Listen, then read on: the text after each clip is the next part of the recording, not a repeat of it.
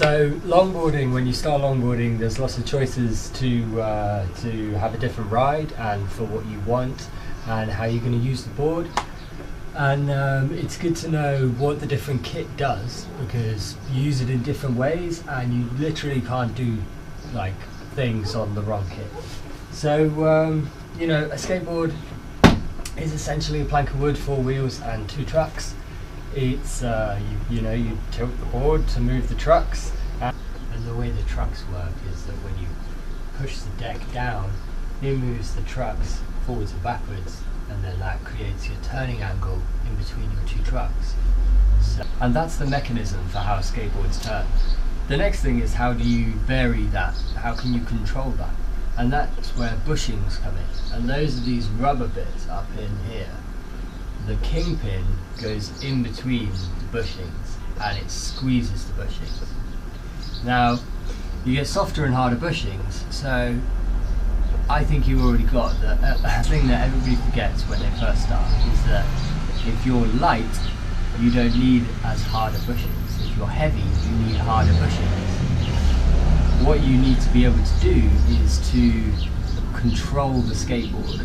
The control comes from the hardness. Around the mid 80s, and that works for me on a, you know, I don't have to tighten them very much, and I get a good amount of use out of these bushings before they're spent.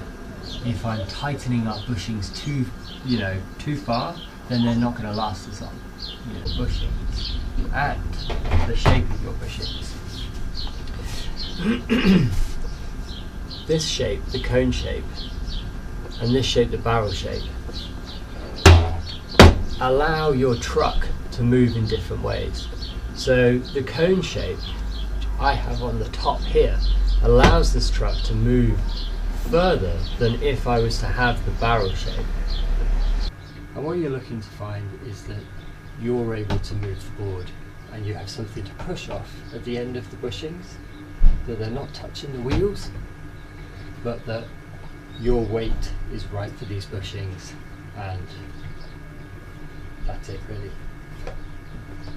So there we go. So now we know how a skateboard turns, and we know the main control of that turning is with the kingpin and the bushings. So another way that we can control what our board is going to be like for what we want to do with it is what type of trucks we have, whether we go for racing trucks, whether we go for slalom trucks. The presets that you get with trucks is the width, you know, it's usually the width, and the angle is the main.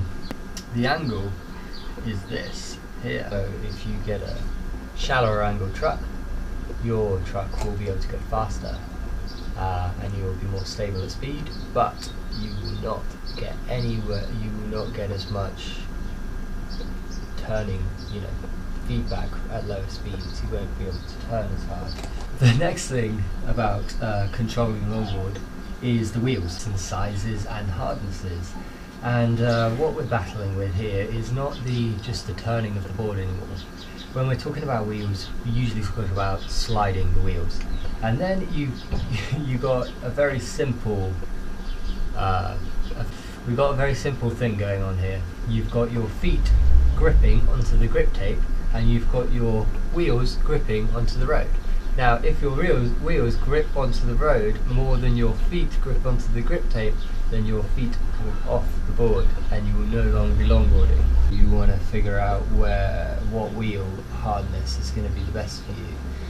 I would say a harder, skinnier wheel, and then work your way down to the softer, bigger wheels, because you want to learn how to do these you want to learn how to do the slides easily, and it's easier with the harder wheels.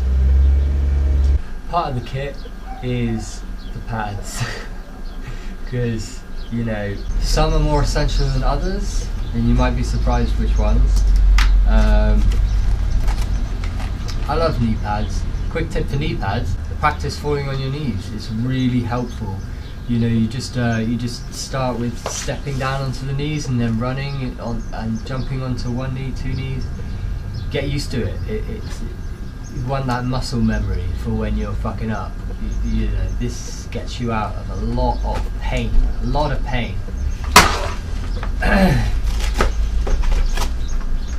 Elbow pads, as you like. Sliding gloves. And a lid. The next thing after actually having a longboard for me is having the gloves. And then of course the helmet.